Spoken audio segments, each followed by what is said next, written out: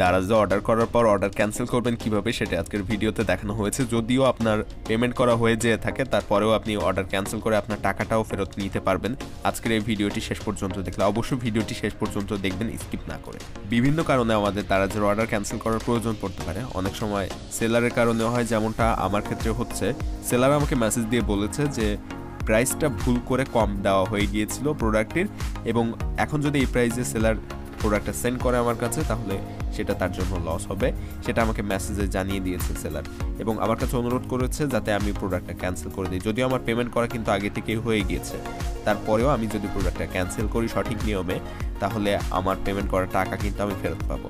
কিভাবে ক্যান্সেল করবেন চলুন দেখে নেওয়া যাক। প্রথমে দারাজ অ্যাপসটি ওপেন করবেন। এরপরে দারাজ অ্যাপসের নিচের দিকে ডান পাশে এই যে অ্যাকাউন্ট নামের অপশন রয়েছে, খেয়াল করেন, এই অ্যাকাউন্ট নামের অপশনের উপর ক্লিক করবেন। এরপরে একটু উপরে ডান পাশে ভিউ অল নামের আরেকটা অপশন রয়েছে, এই যে কমলা কালারের, অরেঞ্জ কালারের, এইটার উপর ক্লিক করে দিবেন। এটার উপর ক্লিক করে দেওয়ার পর আপনাকে আরেকটা পেজে নিয়ে যাবে, এবং এই পেজে আপনি যতগুলো অর্ডার করেছেন সবগুলো শো করবে। সো এখান থেকে যে অর্ডারটি আপনি ক্যান্সেল করতে চাচ্ছেন সেই অর্ডারটি খুঁজে বের করবেন, তারপর সেটার উপর টাচ করে দিবেন। এরপর এইখান থেকে দেখেন আপনার প্রোডাক্টটা যেটা অর্ডার করেছিলেন সেটা ডান পাশে একটা ক্যান্সেল বাটন বা ক্যান্সেল অপশন রয়েছে, এটার উপর আপনাকে ক্লিক করতে হবে। এখানে ক্লিক করার পর আপনাকে আরেকটা পেজে নিয়ে যাবে। তারপর এখান থেকে আপনাকে সিলেক্ট করতে হবে কি কারণে আপনি প্রোডাক্টটি ক্যান্সেল করতে চাচ্ছেন। সো এখান থেকে আপনার কারণটি আপনি লিখে দিবেন কমেন্টসে, এবং উপরে এই যে কারণ দেখানোর যে অপশন রয়েছে এখান থেকে সিলেক্ট করে দিবেন কি কারণে আপনি প্রোডাক্টটা ক্যান্সেল করতে চাচ্ছেন। সিলেক্ট করে দেওয়ার পরে কমেন্টস নামের যে অপশনটি রয়েছে এখান থেকে আপনাকে বিস্তারিত লিখে দিতে হবে। আমি এখান থেকে যেমন আমার সেলার অনুরোধ করেছে আমাকে এই প্রোডাক্টটি ক্যান্সেল করার জন্য, সেটা আমি এখান থেকে লিখে দেবো।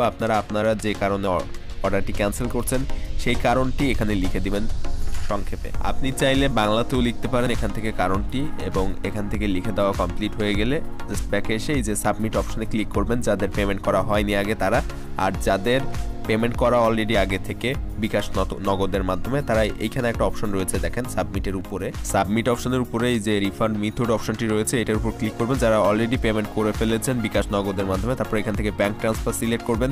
তারপর এখানে দেখেন আপনি সিলেক্ট ব্যাংক অপশনে নগদ অথবা বিকাশ সেট করে দিবেন।